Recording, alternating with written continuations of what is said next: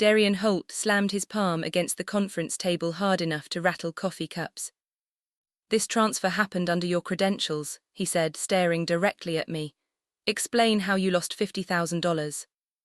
Every sound in the room died instantly. 30 people, one projector screen, a giant red negative balance glowing against the wall behind me. I felt every set of eyes shift toward my chair. "I didn't authorize that transfer," I said carefully. Darian laughed once under his breath like he'd expected that answer. "Of course you're denying it." My throat tightened. "Before we continue, please hit the like button, subscribe to the channel and turn on the notification bell for updates." The transaction number on the screen looked familiar, but something about the timestamp was wrong. I knew I hadn't approved it. I would have remembered a $50,000 release. But Darian didn't even let me finish. "You were the assigned analyst," he snapped. "Your login executed the payment. Do you understand how serious this is?" Across the table, somebody quietly closed their laptop. Another coworker minimized Slack too late. I caught a glimpse of my name beside the word fired. And then Darian said the part that made my stomach drop. "HR may need to get involved immediately." The room stayed dead silent while he stood there controlling the narrative like he'd rehearsed it. Because suddenly this didn't feel like an accusation. It felt prepared.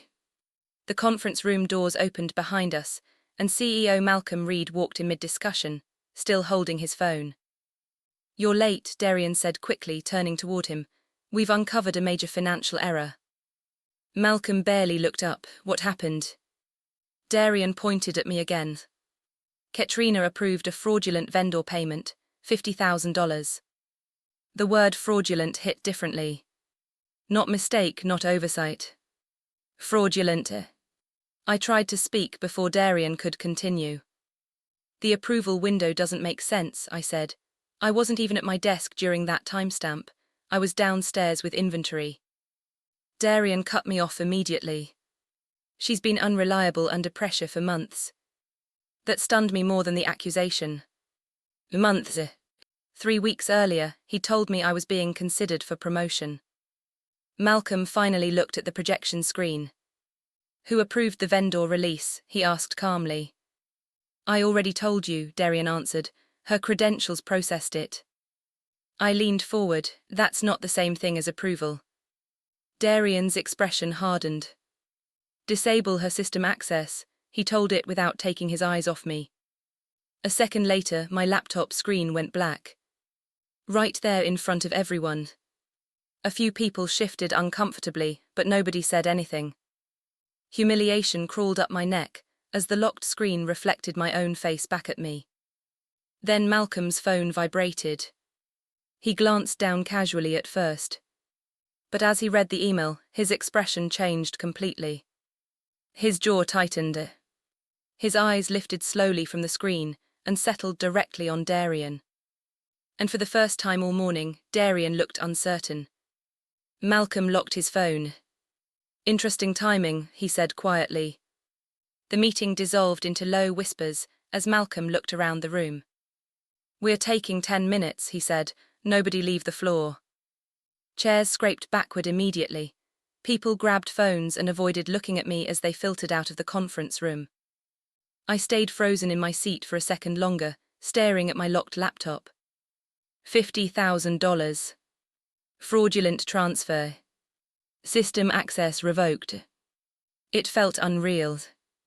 When I finally stood up, Darian was already waiting outside the room near the copy area.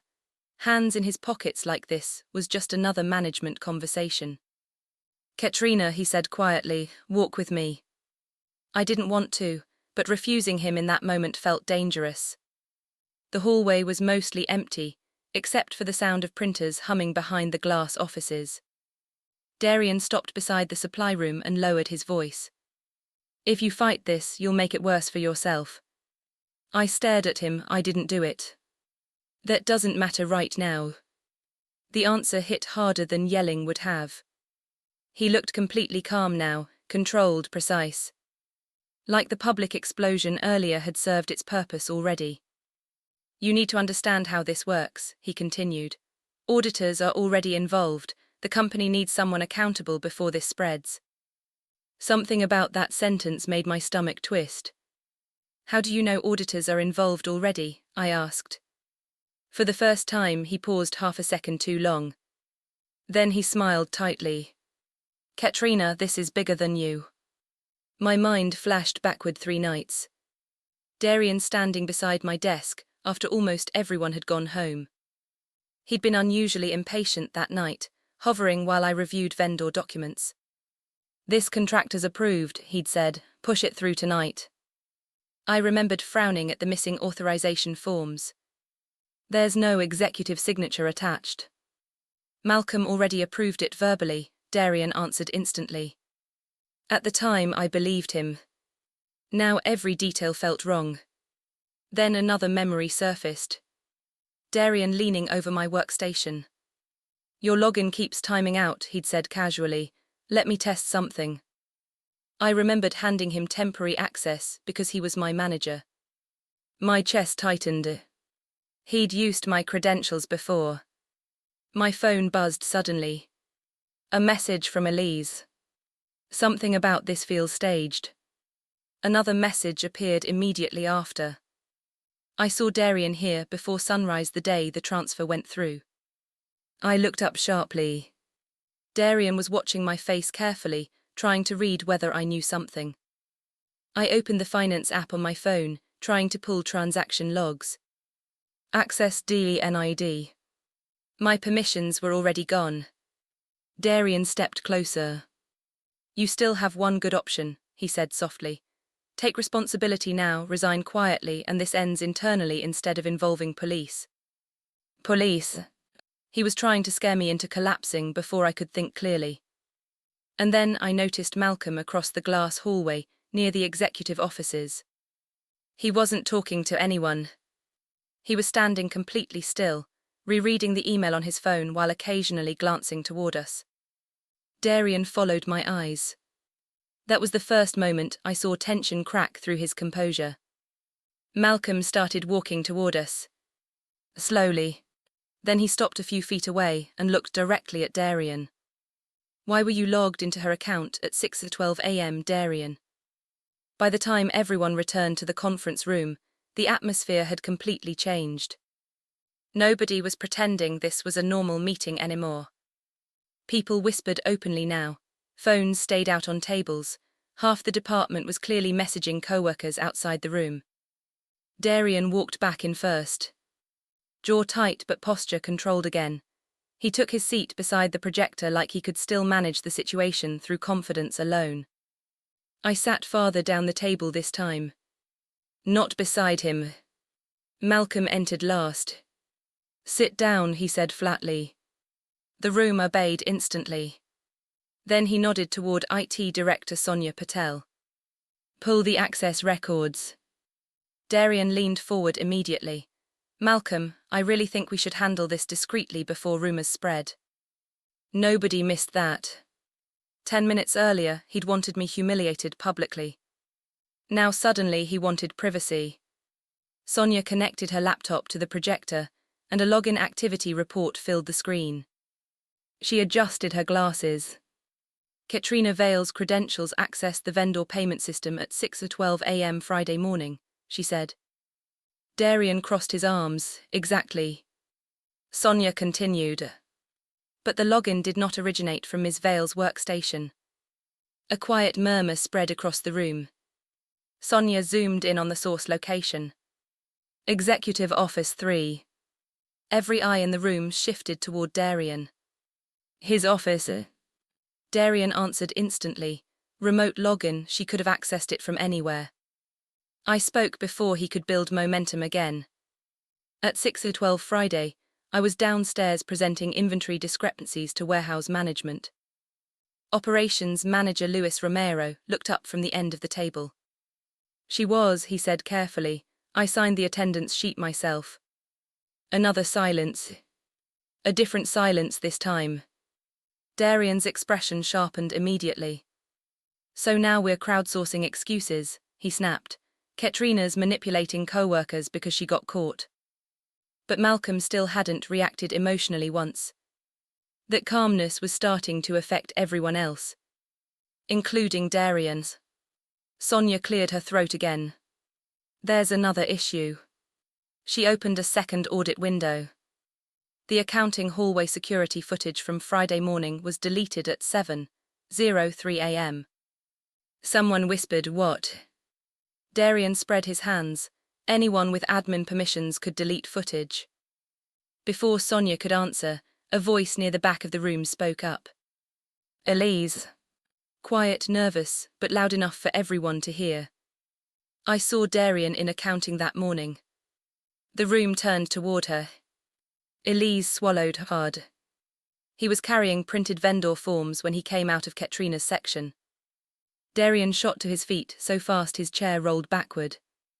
"That's ridiculous." Elise flinched. "You're confused," he said sharply. "Be very careful about making accusations you can't support." And that was the moment the room turned on him. Not fully, but enough.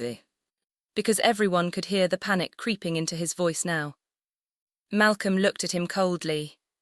"Sit down, Darian." For the first time since this started, Darian actually hesitated before obeying. Sonia's computer chimed softly. She frowned at the new notification, then handed her tablet to Malcolm without speaking. He read silently for several seconds. His face hardened more with every line. Then he turned the screen around slowly toward Darian. Displayed across the tablet was a banking document. Routing numbers, vendor details, and a listed emergency contact with the same last name as Darian's brother-in-law. Nobody in the room breathed. Darian stood up so abruptly his chair slammed into the wall behind him. "This is insane," he said. "I'm not sitting here while it throws random documents on a screen." He grabbed his phone and headed toward the conference room door. Malcolm didn't raise his voice. "Security," he said calmly, "close the exits until compliance arrives." Two building security officers appeared almost immediately from the hallway outside. That stopped Darian cold. The entire office floor had gone silent now. Employees were standing outside the conference room glass, pretending not to watch while very obviously watching everything. Darian turned back slowly. "You can't detain me over a coincidence." Malcolm folded his hands. "Then you shouldn't have any problem staying." Darian looked toward Sonia next. "You're bussing this on incomplete logs and a family name." Sonia didn't react. "We recovered part of the deleted footage from cloud backup." She tapped another file open. The conference room screen changed to grainy security footage, with a timestamp from early Friday morning. There was no audio. But everyone could clearly see Darian entering the accounting department before sunrise. Then stopping beside my desk. Then leaning over my workstation. My stomach dropped. My authentication token. He must have copied it directly from my desk setup. Malcolm finally leaned back in his chair and asked the question nobody else in the room wanted to say out loud. "Did you think humiliating her publicly would stop us from checking?" Darian laughed once, but there was nothing confident left in it. "You have no idea what kind of pressure this department was under," he said. "Quarterly losses were mounting, everybody wanted results." "That doesn't explain the vendor," Malcolm replied. Sonia opened another audit file. The contractor account received 3 smaller transfers over the last 4 months. Amounts small enough to avoid triggering automatic review. My mind immediately connected everything. Darian had used my reconciliation queue repeatedly because I handled cleanup reports nobody else monitored closely. That's why he pushed rushed approvals onto me late at night. That's why he always insisted on handling escalations personally. The conference room doors opened again. HR. Corporate compliance. 2 legal staff members behind them. And suddenly people who'd stayed silent all morning started speaking. One employee admitted Darian regularly bypassed approval chains. Another mentioned being pressured to alter timestamps on reports. Someone else revealed Darian warned staff against creating unnecessary audit trails. With every statement, Darian looked smaller. Not physically, but professionally. The authority he'd controlled everyone with for years was collapsing in real time. Then he looked directly at me. Ketrina, he said carefully, you know how these systems work. If you explain the reporting confusion properly, this can still be resolved internally. I stared at him. A few hours earlier, I probably would have panicked. Would have stayed quiet. Would have tried protecting my job instead of myself. But now I understood exactly what he was doing. Using me one last time. No, I said. Just one word. But it changed everything. Darian's face hardened. Malcolm nodded once toward Sonia. Open the final attachment from the original compliance email. Sonia clicked the file. Then suddenly stopped moving. The room watched her expression shift. What is it? Malcolm asked. Sonia looked up slowly. There's a signed authorization form here. She turned the monitor toward the room. And it wasn't signed by Ketrina. Sonia enlarged the document until the signature filled the projector screen. At first glance, it looked legitimate. Executive approval stamp, internal routing code, digital authorization chain. But then Sonia opened the metadata panel beside it. This signature was generated using a dormant contractor credential, she said, not executive authorization. The room stayed completely still. Sonia clicked another field. The originating device matches the same executive office terminal used to access Ketrina's account. Darian finally stopped trying to interrupt. Not because he accepted it. Because there was nowhere left to move. Malcolm looked at him steadily. You forged approval authority. Darian shook his head immediately. That's not what happened. But his voice had changed. The certainty was gone. Sonia continued anyway. The vendor account receiving the funds belongs to Holt Strategic Consulting. She paused briefly. The registered emergency contact is your brother-in-law. Several people around the table exchanged stunned looks. And piece by piece, the entire scheme came into focus. Darian had created a fake contractor account months earlier. He pushed smaller payments through first to avoid detection. Then when financial pressure increased, he escalated the transfers. And when compliance systems finally flagged unusual patterns overnight, he chose me as the scapegoat. Because I handled reconciliation reports. Because I worked overtime without complaining. Because I trusted him. Malcolm exhaled slowly and looked toward me for the first time since the meeting began. The compliance alert reached my inbox before this meeting started, he said. Remote access logs showed Darian entering your credentials from his office computer. I stared at him. So you already knew. Not everything, he answered, but enough to realize this accusation came very conveniently. Across the room, nobody would meet my eyes anymore. The same people who watched silently, while my access got revoked, now looked deeply uncomfortable sitting there. Elise quietly moved her chair beside mine without saying anything. Near the door, HR handed Darian a termination packet. He didn't take it at first. This company benefited from every result I delivered, he snapped suddenly. Everybody in this room was happy when numbers looked good. Nobody answered him. Not one person defended him. That silence seemed to hit him harder than the investigation itself. Security stepped forward. Mr. Holt, one officer said, we need your badge. Darian pulled the ID card off his belt slowly and handed it over. The officer scanned it once. The badge light flashed red. Access denied. And just like that, the authority he'd built his entire identity around disappeared in front of everyone watching. Malcolm spoke calmly. Legal counsel will contact you regarding fraud, falsified approvals, and evidence tampering. Darian looked around the room one final time like he still expected someone to support him. Nobody did. Security escorted him out through the glass hallway, while employees silently stepped aside to let him pass. The doors closed behind him. And the room finally exhaled. Over the next few weeks, Compliance investigators uncovered additional unauthorized transfers tied to the fake vendor account. Several managers who ignored policy violations during Darian's leadership were formally disciplined. Finance procedures changed company-wide. Dual approvals became mandatory. Audit access tightened. And for the first time, people actually reviewed the reconciliation work I'd been buried under for months. The apologies started coming almost immediately. Awkward conversations near break rooms. Quiet messages.